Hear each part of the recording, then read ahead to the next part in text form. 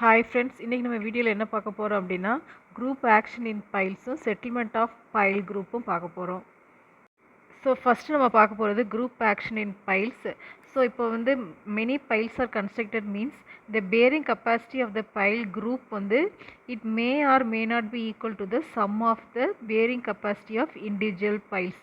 So ஒரு டோட்டலாக example வந்து 9 பைல்ஸ் இருந்ததுன்னா இந்த டோட்டல் 9 பைல்ஸோட பேரிங் கப்பாசிட்டி வந்து it will not be equal to the sum of bearing capacity of individual piles. So இது வந்து தியரியிலேயே டெஸ்ட்லையும் வந்து இது வந்து ப்ரூவ் பண்ணியிருக்காங்க. ஸோ இப்போ நீங்கள் பார்க்குற ஃபார்முலா வந்து QUG is equal to NQUP into eta G.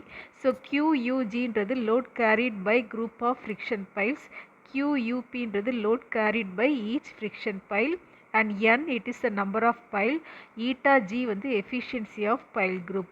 So the efficiency of the pile group வந்து எதை depend பண்ணியிருக்குன்னா characteristic of the pile, that is length of the pile, diameter, material, next is spacing of the pile, total number of pile in a row and number of rows etc. இது எல்லாமே depend பண்ணி தான் உங்களுக்கு the ultimate efficiency வந்து கிடைக்கும்.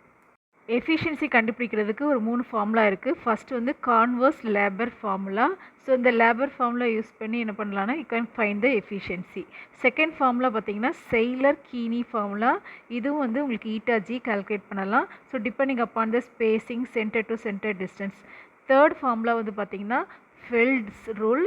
So இந்த ஃபெல்ட்ஸ் ரூலில் மெயினாக நீங்கள் கவனிக்க வேண்டியது the value of each pile வந்து it is reduced by 1/16 on the effect of nearest pile. So 2 piles, 3 piles, 4, 5, 6, 9 பைலுக்கு இந்த எஃபிஷியன்சி வந்து இதில் கொடுத்துருக்கு. இந்த டயக்ராமில் பார்த்துக்கோங்க. Design of pile group.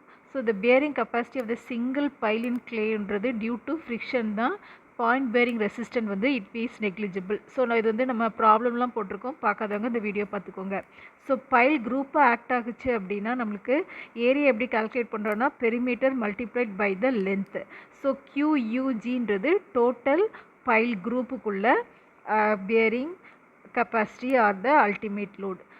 Suppose if the piles வந்து so spaced that they act individually அப்படின்னா formula QUN is equal to N into QUP.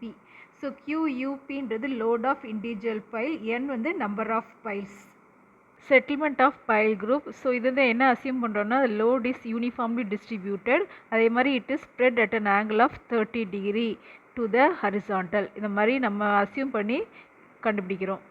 Settlement of pile group கண்டுபிடிக்கிறதுக்கு இதான் ஃபார்முலா பார்த்துக்கோங்க. Rho is equal to HCC by 1 + E0 log 10 sigma not plus del sigma by sigma o. So இது வந்து already நீங்கள் வந்து படிச்சிருப்பீங்க soil மெக்கானிக்ஸில், அதே formula தான். That's all. Thank you for watching. If you like this video, please subscribe our channel.